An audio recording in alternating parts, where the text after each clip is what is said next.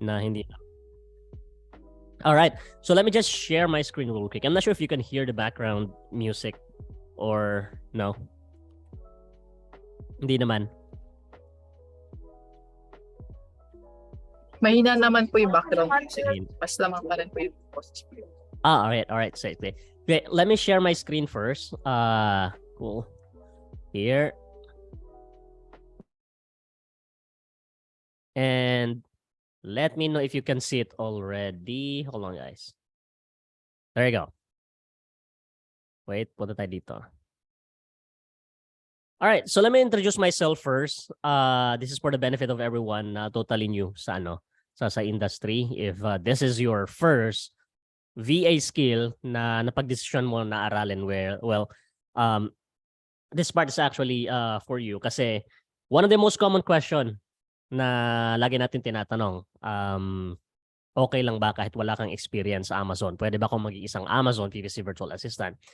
Thus, being a virtual assistant is something for you if you are, like coming from a corporate setup right now. So that's something that I need to answer right now kasi just like you guys, nanggaling rin ako sa ibang industry from the corporate company, and which is right now, this is what I've been doing for how many years already? Like since 2017, I've been a virtual assistant, and so far in terms of financial matters, if we will talk about that, sustainable naman siya given na you will put the right effort na kailangan to make the money na ina-expect mo for this kind of industry as a virtual assistant. But let me have a quick introduction first. That's my name, and I've been an Amazon PPC specialist for about over 3 years already kasi nagsimula ako with different niches as well as a VA, which is something na I'm going to share you right now.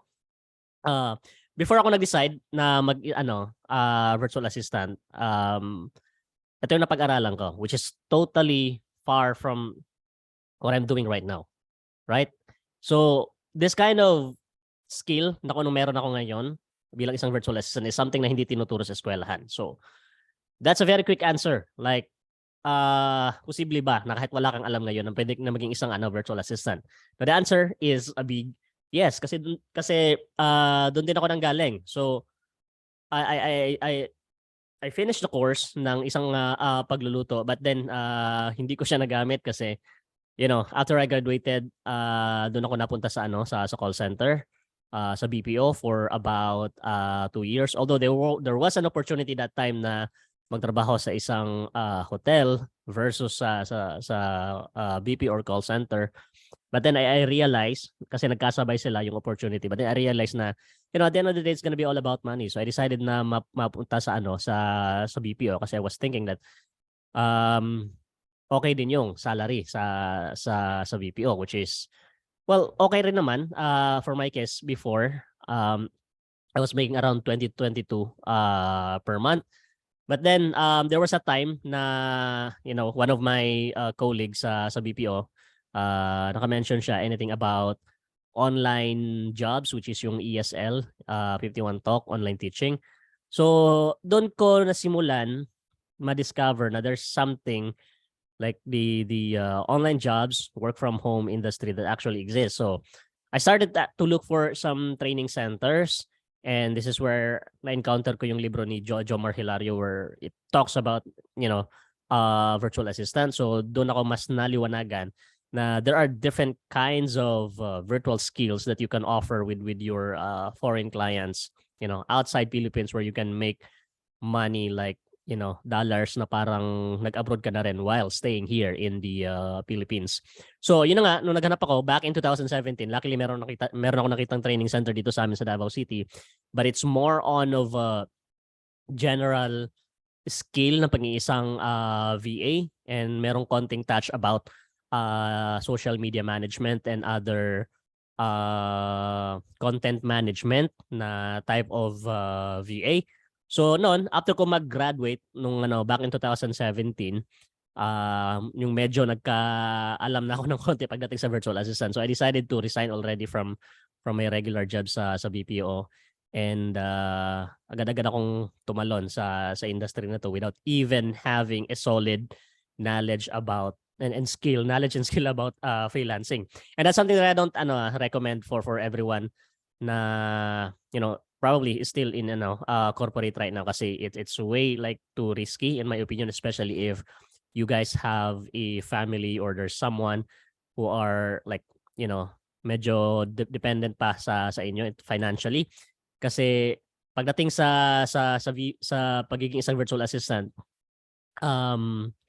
it takes some effort, and at the same time there is no guarantee na pag nag-resign ka ngayon, kinabukasan magkakakliyente ka or magkakatrabaho ka.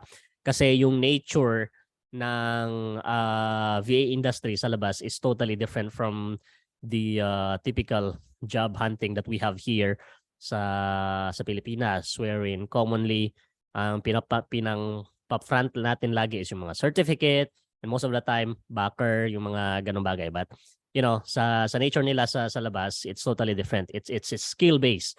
Yun yung pagbabasihan nila. If you know the things na pinapagawa or gusto nilang ipagawa sa iyo, then there's a chances that you will be hired. There's a chances that ma-offer mo yung service na gusto mong i-offer sa kanila. So basically, when it comes to certificate and any credentials that is irrelevant sa kanila, that is something na malaking chances na ma-disregard. Like let's say you're a graduate of medicine, a doctor, and if they are looking for someone who is good at social media management, so yung degree mo na natapos sa medicine, it will be like disregarded kasi nga they are all skill based. So basically, what I'm trying to say is if you are in a corporate setup right now, wag tayo muna magpadala sa hype na the others are making that huge amount of money as a virtual assistant. But in reality, there is may mga pinagdaanan din sila before nila nakuha yun, which is yung mga preparation na kailangan nilang gawin in terms of their knowledge, skill, and other things na kailangan nilang malaman in terms of the reality na pagiging isang virtual assistant. This is something that I'm going to as well to tell you guys. So you have the proper expectation about this online job na tinatahak natin yan if there's something na totally new for you. Kasi maraming mga VA na they have a kumbaga parang false expectation pagdating sa pag-iisang VA na inisip na this is an sort of easy money type of job, wherein hindi, which is something na malalaman natin as we go along with this lesson for the next coming days. So this is how I started. I started back in 2017 as a social media manager nung nag-resign ako. Even though I don't have this solid knowledge about copywriting, graphic design, and whatnot, just a basic knowledge of posting and graphics with Canva, I was able to land a client with $6 an hour per month. Pero hindi ako nagtagal kasi I was only like I lasted about 6 months, I guess. 5-6 months na gano'n lang katagal kasi yung graphics design and copywriting, content writing, and then whatnot is something na hindi ko talaga forte. But this is the first VA skill na natutunan ko when I started back in 2017. Now, right after that, nung na-discover ko na that there are so many different types of VA skill that you can offer. So doon ako medyo nag-explore ng konti of what type of other skill na magugustuhan ko talaga na makaya kong gawin in a long term, while at the same time na makapag-rate ako ng mataas that can sustain my lifestyle and whatnot. So back then, nung social media manager ako, nag-stop ako sa pagiging isang social media manager. Although social media manager is good if you're good with the things, anything about social media, growing their pages, YouTube channels, LinkedIn, and whatnot. There's a good rate in terms of making money from that kind of skill, but it just so happened na hindi ko talaga forte ang content writing and graphics design. So I decided to shift another skill, which is naging isa akong Shopify VA. If you're familiar with Shopify, this is an e-commerce platform website kung saan your client is selling so many different products from their website using the Shopify platform. So nung nasa call center pa ako, I was already doing like Shopify selling. I was a Shopify seller. Dropshipper ako from, US. So the dropship lang ako from AliExpress to my website to the customer. So I have the knowledge already about the Shopify. So since may knowledge na ako noon, I decided na maging isang Shopify VA and maging isang Facebook ads specialist kasi majority of the time na ginagawa ng bilang isang pag Shopify seller ka is dapat marunong ka rin mag FB ads. So nangyari na naging Shopify VA ako while at the same time like / Facebook ads specialist, which is hindi rin ako nagtagal for about 6 months lang din or so. Kasi majority of the time na ginagawa ko nun is more on Facebook ads. Yung mga client ko was only making around $6 to $8 on average per hour. Although that was a good amount of money for me already kasi wala naman akong binubuhay. Ako lang naman mag-isa. But the thing about that, the reason why I stopped, doing what I'm doing, kasi medyo naging mahirap yung pagiging isang Facebook ads specialist, and it's not like easy to manage thousands of dollars na gagastusin mo sa advertising, and then there is so much pressure involved when it comes to the results that is being expected na dapat mong i-deliver sa kliyente mo as an advertising specialist. So that time I was not that like the expert na kaya ko na magagawa ko siya in a long term. So dahil doon, I decided to stop na naman. I tried to look for some other like type of skill na pwede ko na namang aralin bilang isang VA. And this is where I started to learn about the Amazon. Pero sa Amazon, hindi rin ako agad dumiretso sa PPC and SEO kasi pinakaunang kumbaga na-introduce sa akin noon was about product research and more on general Amazon VA, wherein you do a lot of things, anything around Amazon like inventory management, sourcing supplier, supply chain, listing creation, customer support, and so on. But most of the time, nung general Amazon VA ako for how many months? Like 5, 6 ata pa rin na yung period niya. Most of the time I was doing product research that time. But then I decided to stop again kasi sa product research ko, pag isang Amazon product researcher, there is no stability in terms of like if you will talk about long-term client kasi sa product researcher, there's 2 things na hinintuan ko. Number 1, yung pressure kasi if hindi mo mahanap yung product na pinapahanap sa ng kliyente mo while they are paying you the amount that you are asking to them, kumbaga parang ikaw na mismo sa sarili mo, parang mape-pressure ka, binabayaran ka tapos hindi mo nabibigay yung product na pinapahanap sa iyo. And at the same time, pangalawa, I decided to stop kasi yung stability niya. Like let's say assuming na nahanap mo na yung product na pinapahanap ni client. Now, as soon as mahanap mo na yan, that's the end of the contract already, and you have to find another client na naman that you can work with. And the thing about that is Amazon product researcher is medyo, as of the moment, I would say na medyo saturated na siya kasi there's so many Amazon VA that is offering this kind of service right now, not just only in the Philippines but also at the same time sa ibang country like India and Pakistan, which is most of the time medyo lowball sila mag-offer. Almost ibigay na yung service para lang makuha yung yung client, which is that is quite a challenge for us kasi maraming mga kliyente talaga na they would look for someone na medyo makakatipid sila while at the same time having the service that they are looking for as a product researcher. So with that 2 reason, I decided to start kasi I want stability, I want a long-term client, and at the same time I want a higher rate. Although during that time as an Amazon product researcher, I was making around $8 an hour on average, and that was a good amount already. But then, the pressure involved, and then at the same time yung level of comfort and happiness doing the job as an Amazon product researcher is something na wala doon. And that's something na importante sa akin kasi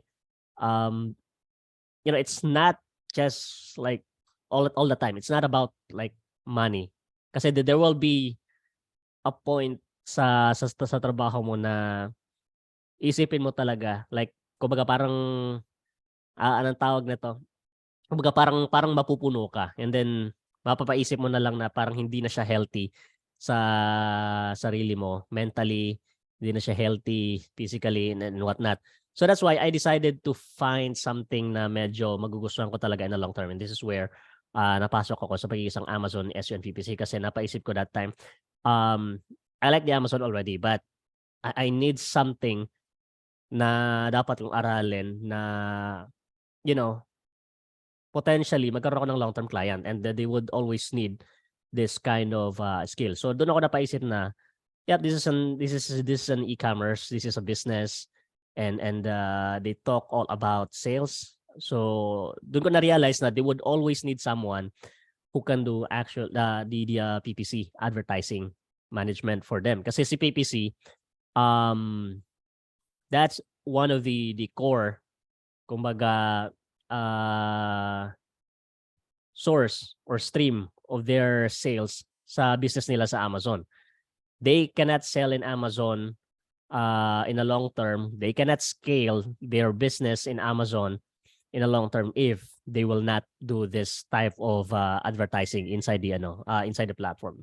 So yun nga, as soon as na-realize ko yung Amazon PPC is something na they would always need kasi as long as nagbebenta sila sa Amazon, this is something na hindi nila pwedeng tanggalin yung PPC advertising kasi itatanggalin nila yung PPC advertising sa kanila, doon na rin magsisimula na pwedeng potentially ma-down yung business nila. And so that's the main reason why na as long as mag-exist yung business nila sa Amazon, they would always need someone who can do this type of skill.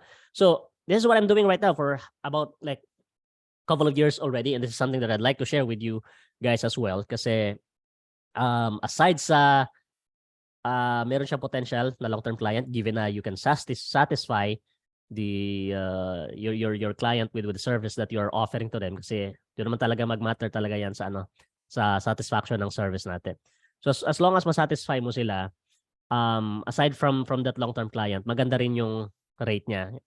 Like literally if like given na meron kang enough na knowledge and skill and confidence, even if you are totally new with this kind of industry, you can have like $8 an hour per month pataas.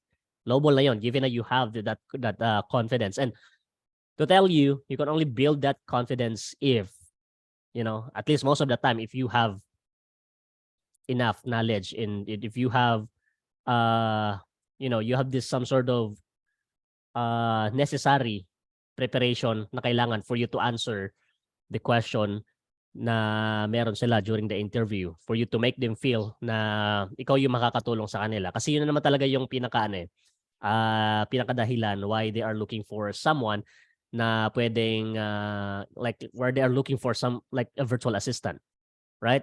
There's only two things. Either alam nila yung gagawin pero wala silang time. That is why they would look someone na merong alam.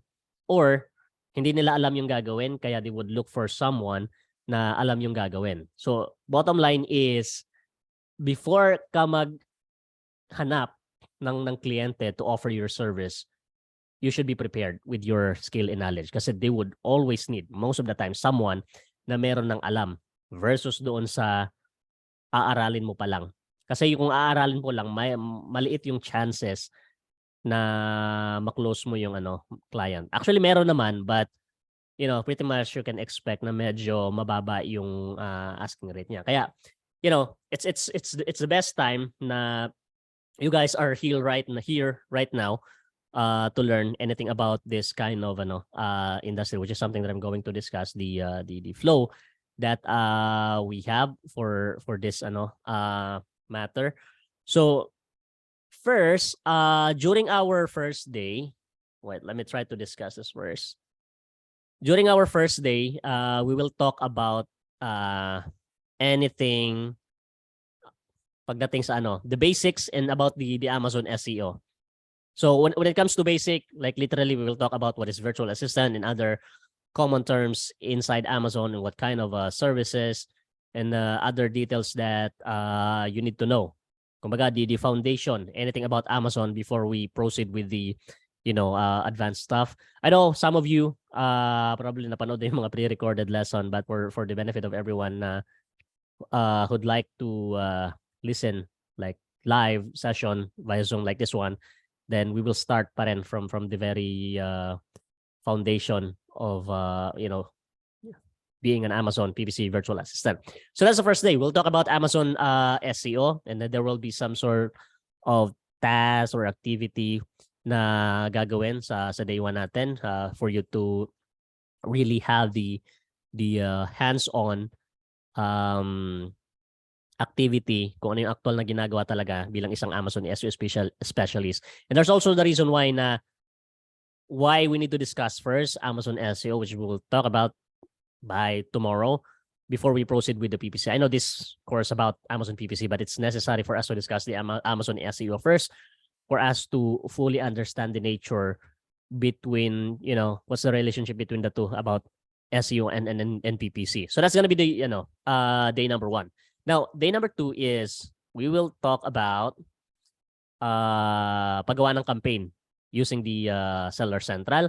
So this is going to be interesting, although this is the foundation, but this is something na I'd like to discuss first before we proceed with the advanced stuff sa pagdating sa campaign management or advertising management ng kanilang mga product. So campaign creation using the Seller Central. And the number 3 or day 3, we will still talk about the campaign creation, but this time using an Excel file or bulk file, because there's a benefit and there's also at the same time a huge difference between the two. Although that is the same topics that we need to discuss, campaign creation, but both have like different purposes why we need to do that. So malalaman natin yan on day number 3.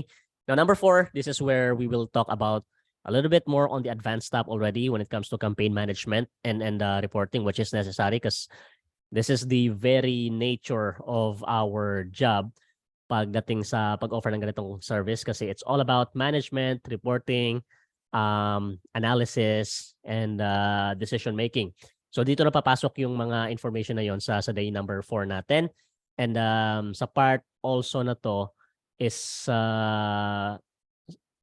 the day where you would be able to know kung ano yung mga posible nyong isagot when a prospect client tried to ask you a question, anything about PPC management, like let us say some situational questions or some technical questions, then having this day 4 being present during this day, which is I would suggest that you should, extremely important talaga, kasi this is where you can start to build your confidence to answer, certain questions, whatever questions they have during the client hunting natin in the future. That's day number 4. Now, so day number 5, we will talk about, where is it? Eto na. So day number 5, karugtong to ng day number 4, but this time we'll be focusing more on what is the most common situation ng pag-manage ng isang PPC or advertising campaign ng mga account ng client natin, and what are the action plan na pwede mong gawin if that is the situation of your account. And this is the most important part ng course natin, kasi this is how you manage their account. This is how you deliver the service, and this is the service that they are expecting you to do. Dapat marunong kang magbasa ng mga campaigns, marunong kang magdesisyon, alam mo kung ano yung mga gagawin if that is the situations of your account. That's going to be the day number 5. That's going to be on day number 5. And that's going to be very interesting, and at the same time very helpful, kasi ang laki ng magiging kumbaga tulong yan pagdating sa client hunting natin. Right? So for day number 6, we will talk about how to audit your PPC campaigns. And this is, I would say, na parang foundation siya, and at the same time something na sobrang importante talaga, kasi malalaman mo lang ang gagawin mo sa isang campaign na minamanage mo ng kliyente mo if you know how to edit the account, if you know how to understand those data na meron sila sa campaign nila. So we will talk more about that on how to audit your PPC campaigns to your prospect clients para malaman mo kung anong mga bagay-bagay na pwede mong gawin if that is the situations of your campaign. Right.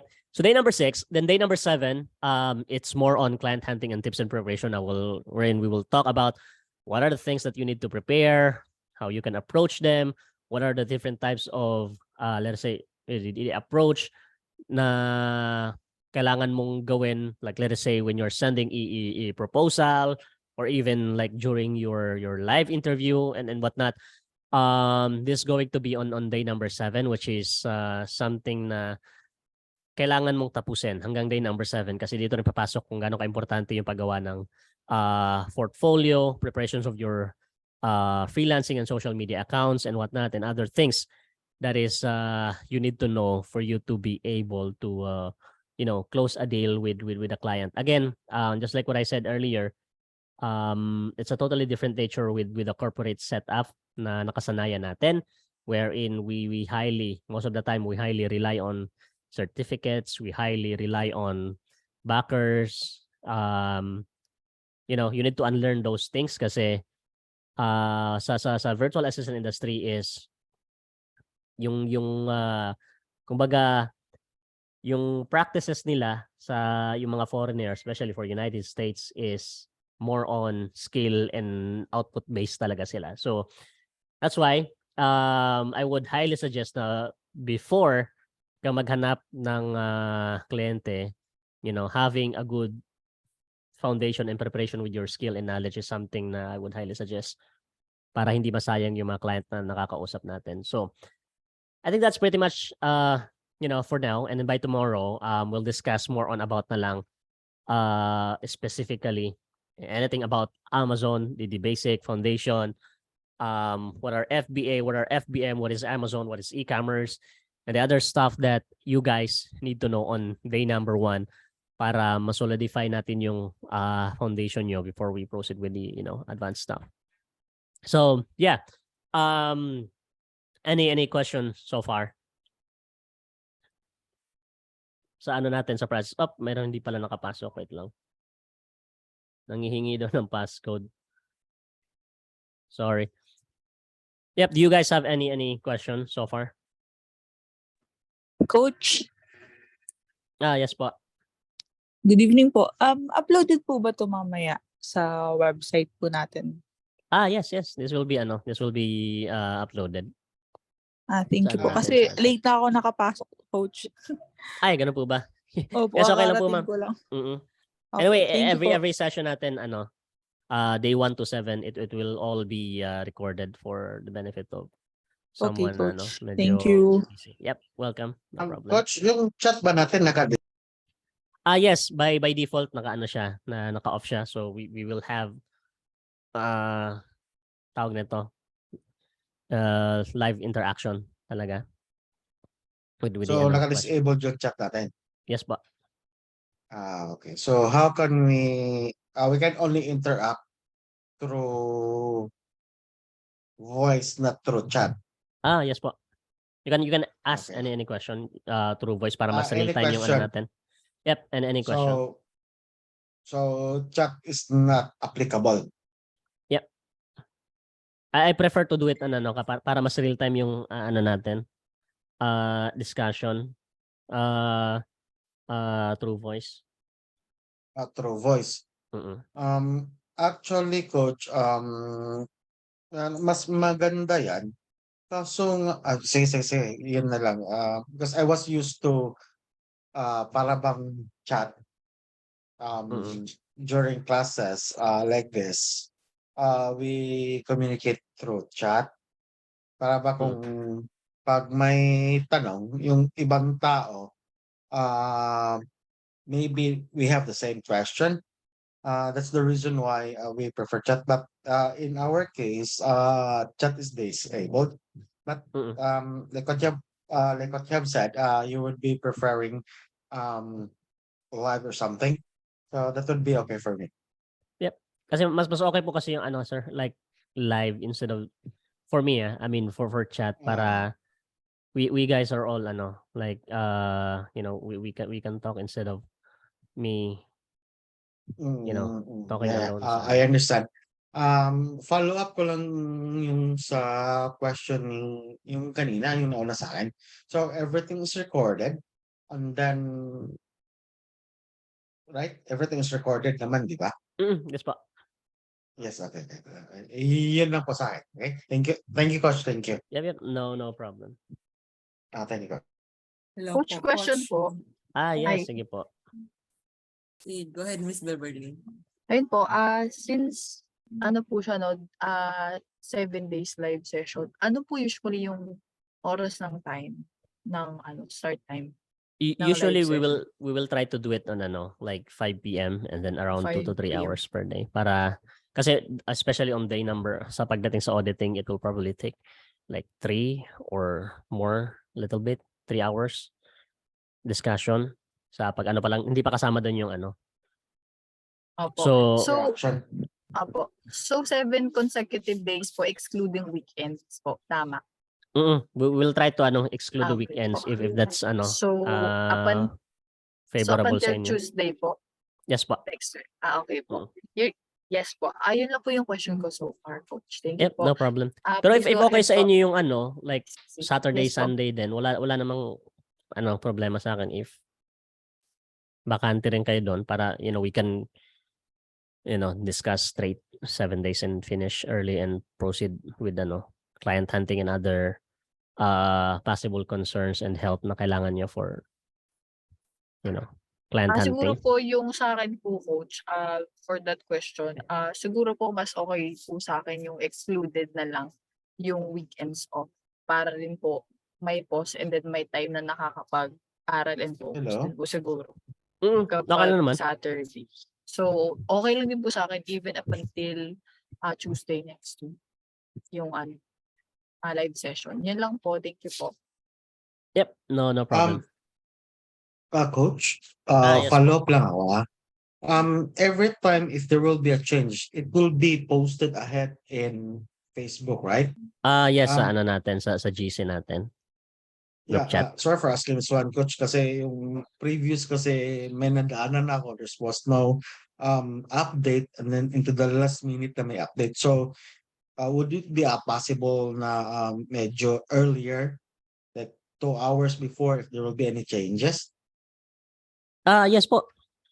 Actually, Thank minsan you, Coach. nagpo-post Thank you, ako, I think last time, I think that was during nung nag-update ako ng ano, nung nilipat ko yung server sa course. Okay. Parang yun na yata yung time na yun. No. It was not your class, but a different class. Okay. Okay po. Medyo, okay, thank you, Coach. Sige po. Thank you.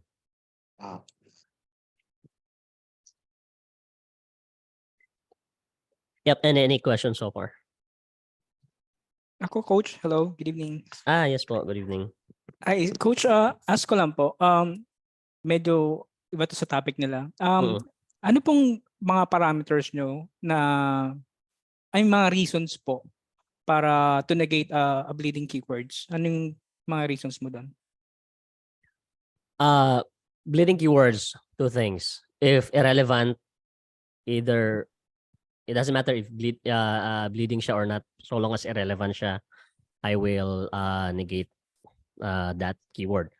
But also, at the same time, the other reason is if relevant siya, pero bleeding siya in a sense na it's spending too much while having low sales return or no sales return.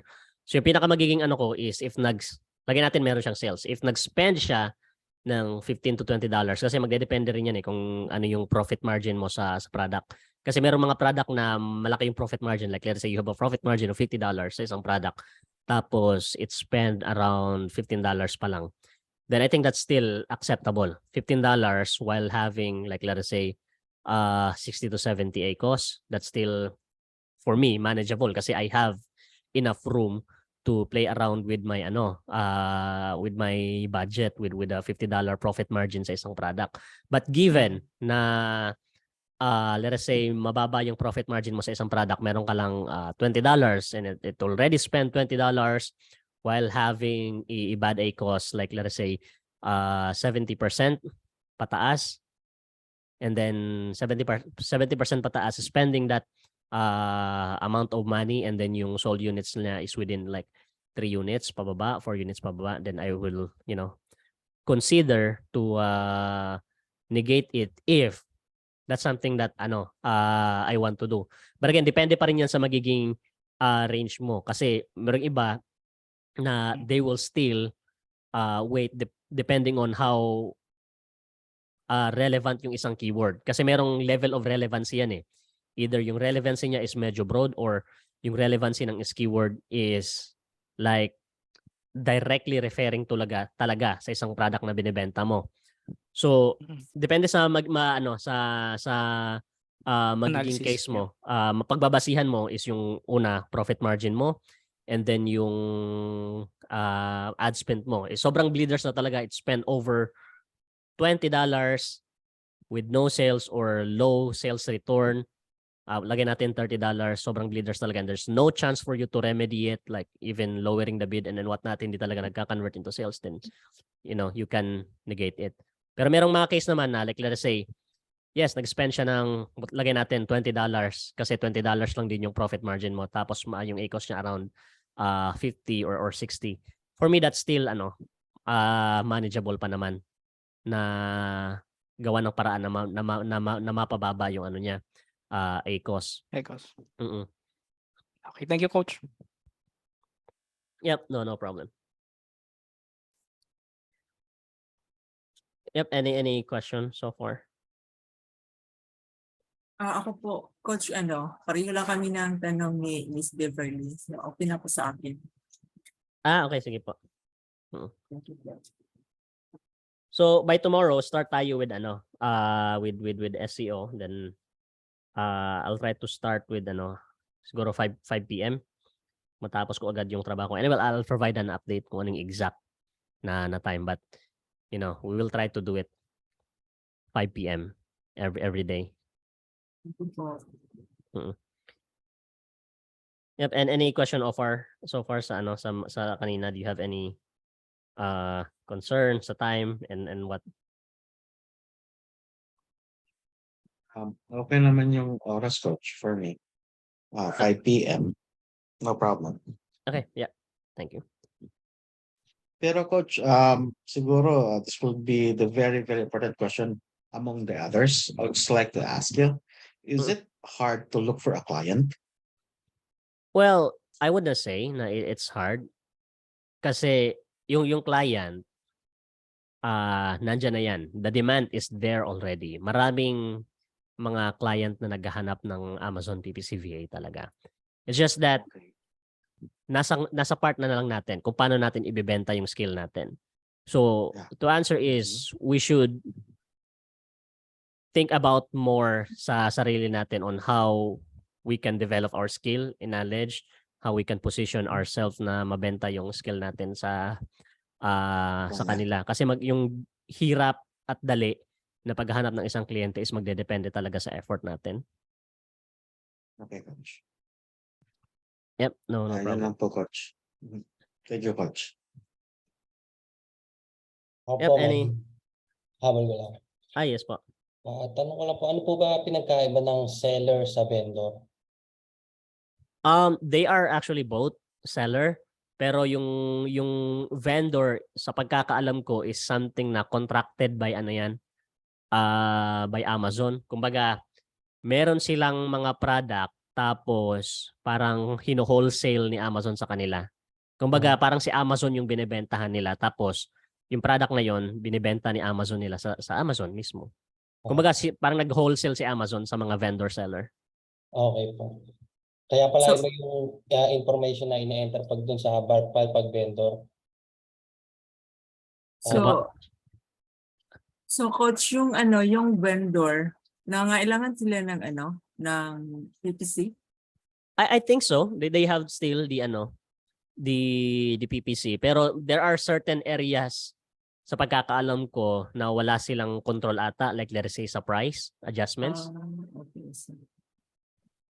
Kasi ano coach, doon sa sa LinkedIn profile ko, may nag-inquire kung may knowledge or experience ba ako sa vendor.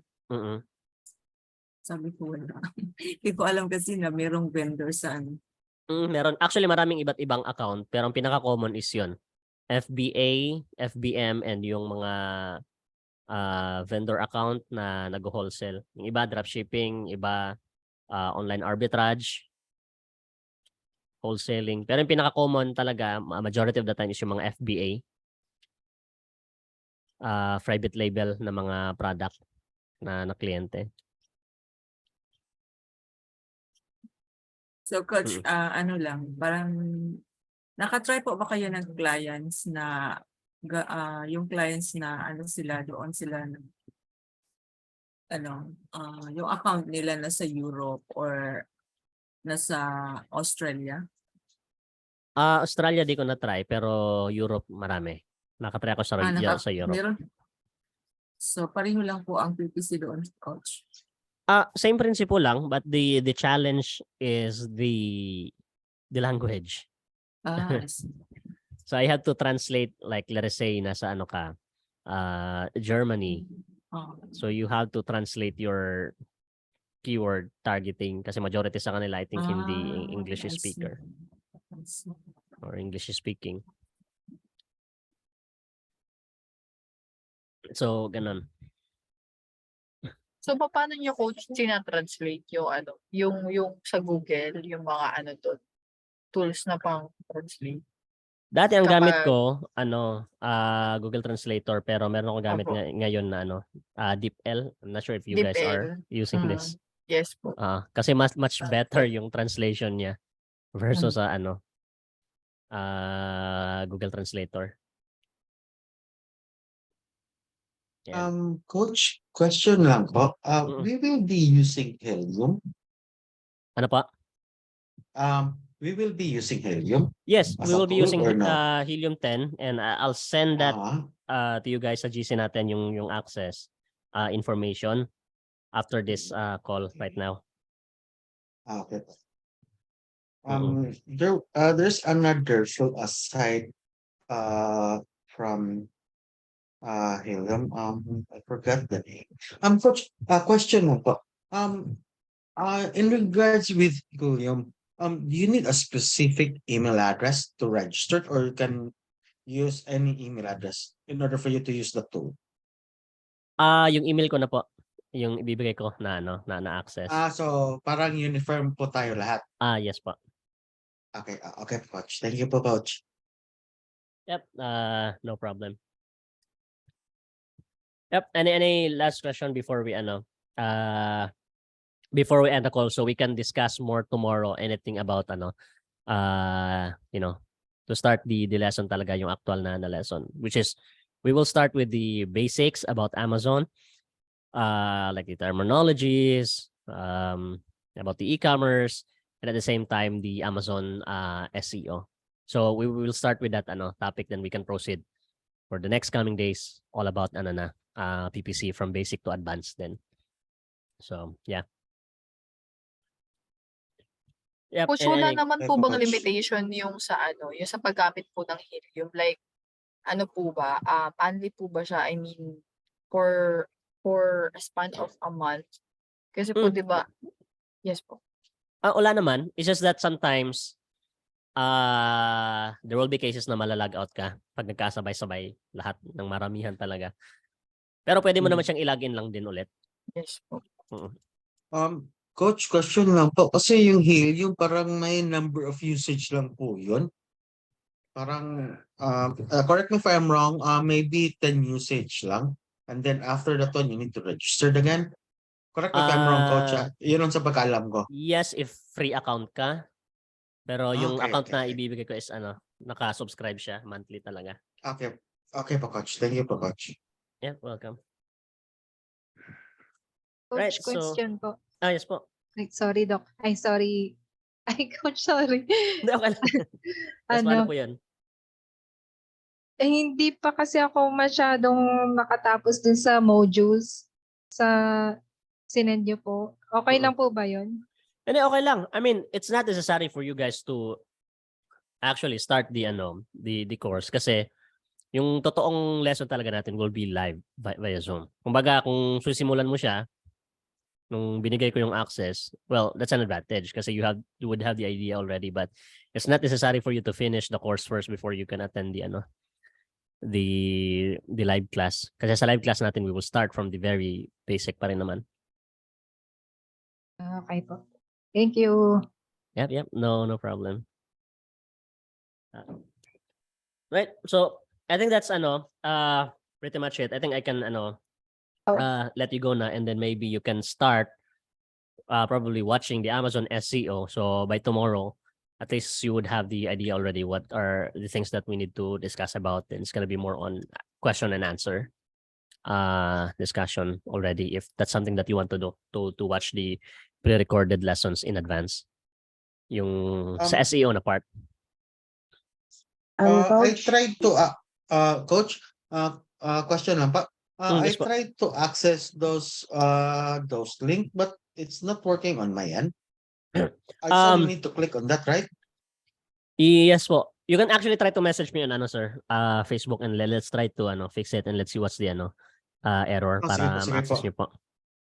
Okay, kasi tatlong category po yun eh. I tried to click on every category and then all of them there's an error. But I will try to reach you out by tomorrow if it will not work.